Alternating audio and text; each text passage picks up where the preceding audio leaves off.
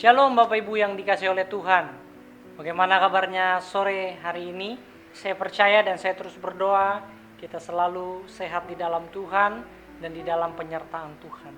Pada sore hari ini kita akan belajar satu kebenaran firman Tuhan yang akan diambil dari Lukas pada pasal yang ke-6 ayat yang ke-27 sampai yang ke-36. Tetapi saya akan membacakan Bapak Ibu hanya ayat yang ke-27 dan yang ke-28. Demikianlah firman Tuhan.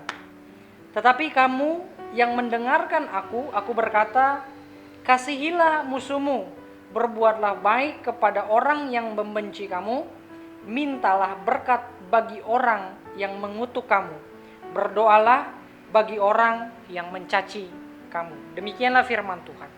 Bapak Ibu yang dikasih oleh Tuhan, beberapa minggu yang lalu saya sudah menyampaikan bahwa kebebalan sebagai penghalang. Pada bagian yang pertama itu kita belajar mengenai kebebalan menghalangi arahan Tuhan. Kebebalan di sini dimaksudkan adalah dengan mempertahankan kelakuan yang salah menurut firman Tuhan dalam kehidupan kita sehari-hari. Dan yang kedua, pada bagian yang kedua mengenai kebebalan sebagai penghalang adalah kebebalan menghalangi ajaran Tuhan. Pada ayat-ayat yang tadi kita baca, ayat yang ke-27 sampai ke-28 dikatakan, kasihilah musuhmu, berbuatlah baik kepada orang yang membenci kamu, mintalah berkat dan berdoalah bagi orang yang mencaci kamu. Kebebalan menghalangi ajaran Tuhan. Yang menjadi pertanyaan adalah ajaran Tuhan Yesus yang mana?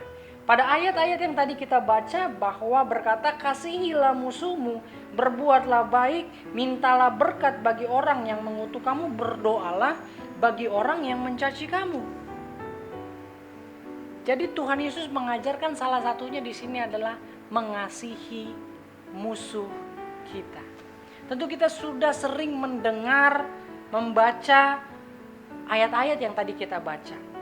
Ketika saya merenungkan ayat ini dan membacanya berkali-kali, di dalam hati saya berkata dalam tanda kutip, gila banget ajaran Tuhan ini, Tuhan Yesus ini. Mengapa saya katakan dalam tanda kutip gila? Karena ya gak mungkin lah bagi orang manusia yang punya ego tinggi, terus punya kesombongan dan berdosa tentunya seperti saya melakukan hal demikian. Karena saya percaya bahwa satu-satunya ajaran kepercayaan yang ngajarin seperti ini mungkin dari Tuhan Yesus Kristus. Untuk mengasihi musuh kita, apapun yang mereka lakukan terhadap kita. Karena sebagai manusia kita gampang sekali tersinggung, kita gampang sekali emosi, kita gampang sekali marah kepada hal-hal yang tidak kita inginkan, tidak sesuai dengan keinginan kita. Kabar baiknya adalah kita akan mudah mengasihi musuh kita, sesama kita, jika kita sudah mengalami kasih daripada Tuhan Yesus sendiri. Karena Allah adalah kasih.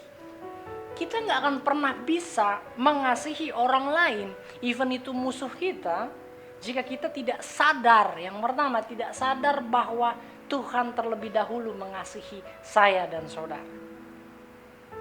Karena kalau kita gak sadar, ya, kita gak akan pernah bisa mengalami kasihnya Tuhan di dalam kehidupan kita. Pesan kuat pada sore hari ini ada di ayat yang ke-35 pada bagian yang akhir.